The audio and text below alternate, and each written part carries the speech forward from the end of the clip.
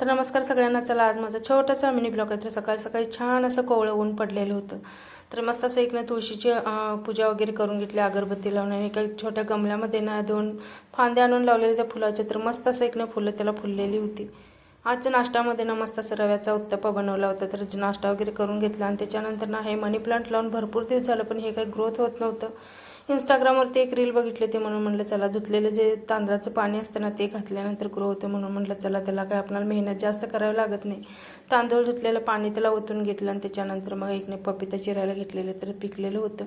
असं पोरांना काहीतरी चिरून ठेवलं तरच खातात, नाही तर स्वतःहून काहीतरी करायचं म्हटलं की अजिबात नको वाटतं. दुपारच्या वेळेला मस्त असं पालक पनीरची भाजी बनवली होती. जेवण वगैरे करून घेतलं आणि त्याच्यानंतर ह्या तिघांचा गेम चालू होता, उनो खेळत होते.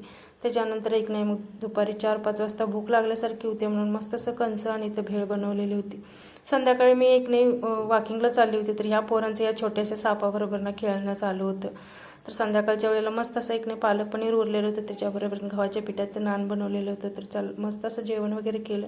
तर कसा वाटला मिनी ब्लॉग? आवडला असेल तर चॅनलला लाईक, शेअर आणि सबस्क्राईब करा.